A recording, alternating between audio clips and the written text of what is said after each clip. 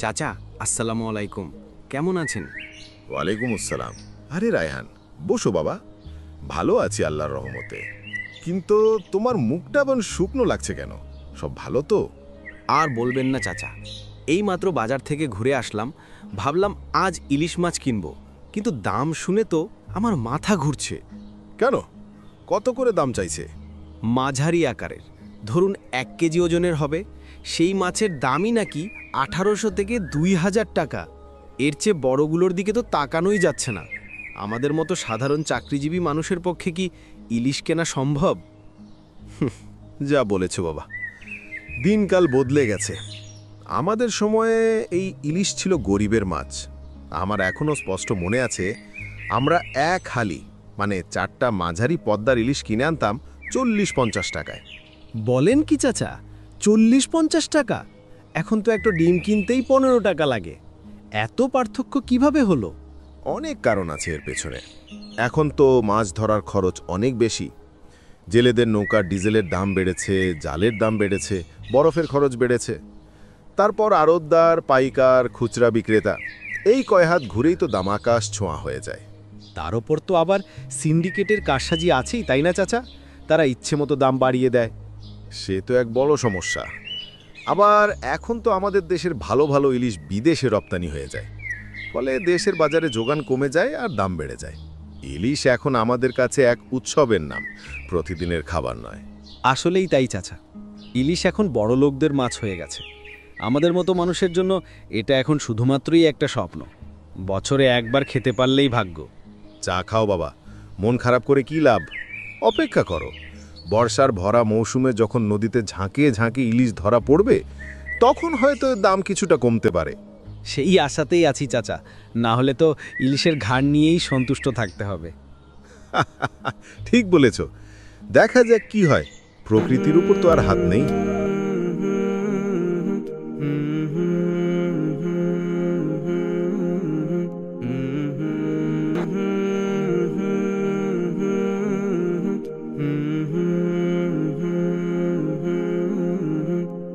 দেখ রাইহান, দিনকাল কেমন জানি সব বদলে গেল। আমাদের সময়ে মুরব্বিদের দেখলে কত দূর থেকে সালাম দিতাম, খোঁজ খবর নিতাম। কেন চাচা, কি হয়েছে? আর বলিস না, এখনকার ছেলেপুলেদের দেখ, সামনে দিয়ে মাথা উঁচু করে হেঁটে চলে যায়, কিন্তু একবার ফিরেও তাকায় না। সালাম দেওয়া তো অনেক দূরের কথা, সম্মান, মায়া, মমতা কি কিছুই আর অবশিষ্ট নেই? চাচা, সবাই হয়তো একরকম না। এখনো অনেকেই আছে যারা বড়দের সম্মান করে, মুরব্বিদের কথা শোনে। তোর কথা আলাদা বাবা, তুই তো আমাদের গ্রামের রত্ন। তোর মতো ছেলে এই যুগে কটা দেখা যায়? তুই তো সেই ছোট থেকে বড় সবাইকে সম্মান করিস, সবার বিপদে আপদে সবার আগে ছুটে যাস, কাউকে টাকা পয়সা দিয়ে সাহায্য করিস, আবার কাউকে ভালো পরামর্শ দিয়ে পাশে দাঁড়াস। আমি আর এমন কি করি চাচা? আমার যা সামর্থ্য তাই দিয়ে চেষ্টা করি মানুষের পাশে থাকতে। এই জন্যই তো বলি, তুই সবার থেকে আলাদা। তোর কথাই হয়তো ঠিক, সবাই বদলে যায়নি। তোর মতো কিছু ভালো ছেলে আছে বলেই এখনও আমরা ভালো দিনের স্বপ্ন দেখি। সবই আপনাদের দোয়া চাচা। দেখবেন একদিন সবকিছু আবার আগের মতো সুন্দর হয়ে যাবে। আমাদের এই তরুণেরাই গ্রামের মুখ উজ্জ্বল করবে।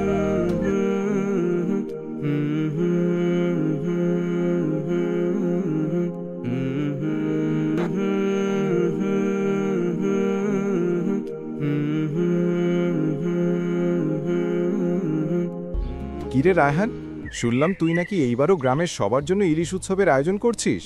মাত্র 10 টাকায় নাকি একটা ইলিশ মাছ? হ্যাঁ আরিফ, ঠিকই শুনেছিস। এইবারও সবাই মিলে ইলিশ খাবো। 10 টাকায় ইলিশ? কি বলিস? এখন তো বাজারে ইলিশের যে দাম, এক টুকরো কিনতেই 50-100 টাকা লাগে, আর সেখানে তুই দিচ্ছিস মাত্র 10 টাকায়। তোর কি মাথা খারাপ হয়েছে? আরে মাথা খারাপ হবে কেন? আর তোরা তো জানিস আমার কাছে লাভ ক্ষতির হিসাব বড় না। কিন্তু রায়হান, এটা তো তোর জন্য অনেক বড় একটা ক্ষতি। প্রতিবার এতগুলো টাকা তোর পকেট থেকে খরচ হয়, এতে তোর কি লাভ? আমার লাভ একটাই বন্ধু, যখন দেখি একটা গরিব মানুষ যে সারা বছর ইলিশের নামও মুখে আনতে পারে না, সে মনের সুখে ইলিশ খাচ্ছে, সেই হাসিটা দেখেই আমার সব ক্লান্তি দূর হয়ে যায়। এইটাই আমার আসল লাভ। তোর কথা ঠিক, এই যে আমরা সবাই মিলে একসঙ্গে ইলিশ খাই, গল্প করি, হাসি ঠাট্টা করি, এসবই তো আনন্দের। তাই বলে 10 টাকায় ইলিশ, একটা হিসেব তো রাখবি। শোন মাসুম, সব কিছুর হিসাব করা যায় না। মানুষের মুখে হাসি ফোটানোর যে আনন্দ, সেটা টাকার অঙ্কে মাপা যায় না। কত মানুষ ইলিশের স্বপ্ন দেখে কিন্তু দামের কারণে কিনতে পারে না। তাদের মুখে সেই স্বপ্ন পূরণ হওয়ার আনন্দটা দেখলেই আমার মন ভরে যায়। তোর মতো মানুষ খুব কমই আছে রায়হান। আমরা সবাই তোর এই মহৎ কাজের জন্য গর্বিত।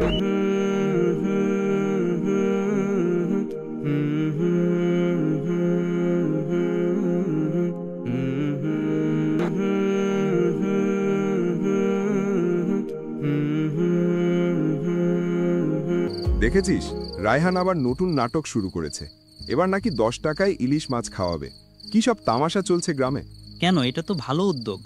10 টাকা এখন একটা ডিমও পাওয়া যায় না, আর সেখানে ইলিশ মাছ। এতে গ্রামের গরিব মানুষরা একটা ভালো খাবার খেতে পারবে। ভালো উদ্যোগ, সবটাই লোক দেখানো। সামনে নির্বাচন আসছে, এসব করে নাম কিনতে চাইছে। 2 টাকা চাল দেওয়ার সময়ও তো একই কথা বলেছিলাম। হঠাৎ এত দরদ কেন? তোর সমস্যাটা কি বলতো? একজন মানুষ নিজের টাকা খরচ করে মানুষের উপকার করছে, আর তুই শুধু তার পেছনে লেগে আছিস। ইলিশ মাছ খাওয়ালে যদি গরিব মানুষরা খুশি হয় তাতে ক্ষতি কি? নাম কামানোর জন্যই হোক বা মন থেকেই হোক, দিন শেষে তো কিছু মানুষ সুবিধা পাচ্ছে। আরে ভাই, নাম কামানোর জন্যই তো এসব করা। যদি সত্যি মন থেকে চাইতো তাহলে প্রচারের এত দরকার কি? চুপচাপ গোপনেও তো সাহায্য করা যায়। সবার সামনে ঢাকঢোল পিটিয়ে এসব করা মানেই হলো ভোট পাওয়ার চেষ্টা। তোর কথা আমি মানি না। একজন যদি প্রকাশ্যে ভালো কাজ করে তাহলে অন্যদেরও তো অনুপ্রেরণা হতে পারে। দেখ, সমাজে সব মানুষ তো আর গোপনে সাহায্য করার মতো অবস্থায় নেই। তাছাড়া প্রচার হোক বা না হোক, গরিব মানুষগুলোর মুখে হাসি ফুটছে, এটাই আসল কথা। হাসি ফুটছে, সাময়িক হাসি। এতে কি তাদের জীবনের আসল সমস্যা মিটে যাবে, না তাদের রোজগারের কোনো উপায় হবে? ইলিশ মাছ খাইয়ে 2 দিন পর যখন আবার সবকিছু আগের মতো হয়ে যাবে, তখন এই লোক দেখানো সাহায্যের কোনো মূল্য থাকবে না। বরং যদি সে গরিবদের কাজের ব্যবস্থা করে দিত, তাহলে সেটা হতো আসল উপকার। দেখ, রাতারাতি তো আর সবার জীবনের সমস্যা সমাধান করা যায় না। যেটুকু পারছে সেটুকুই তো করছে। সবাই যদি তোর মতো শুধু সমালোচনা করত তাহলে তার কোনো ভালো কাজই হতো না। বরং চল আমরা দেখি এই উদ্যোগটা সফল হয় কিনা। সফল হবে মানে? এইসব সাময়িক সাহায্য দিয়ে কোনোদিন সমাজের পরিবর্তন হয় না। এসব লোক দেখানো কাজ। থাক, আর তর্ক করিস না। তোর মতো নেতিবাচক মানুষের সঙ্গে কথা বলে লাভ নেই। যার উপকার হচ্ছে সেই জানে এর মূল্য কত।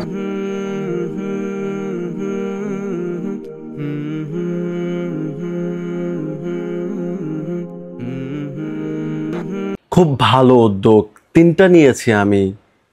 একজন 3টা নিলে তো সবাই ঠিকমতো পাবে না ইলিশ।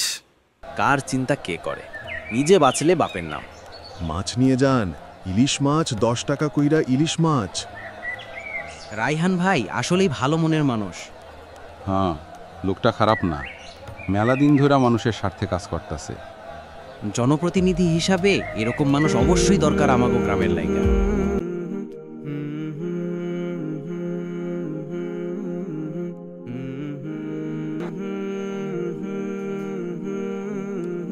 শোনো মিয়া, তোমারে বলি, রায়হানের এই ইলিশ মাছ বিতরণের উদ্যোগটি সমাজের নতুন সূচনা তৈরি করেছে বটে।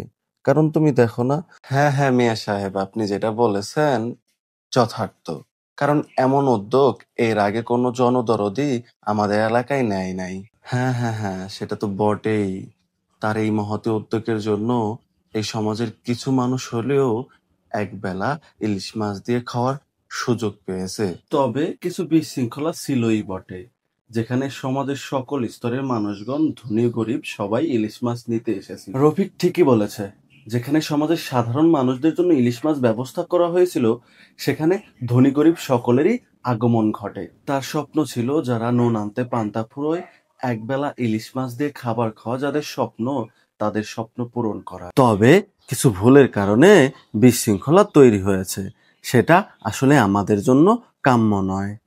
তার এই মহতী উদ্যোগের কারণে হয়তো আবারও সমাজের কোনো ধনী ব্যক্তি সহযোগিতার হাত বাড়িয়ে দিবে।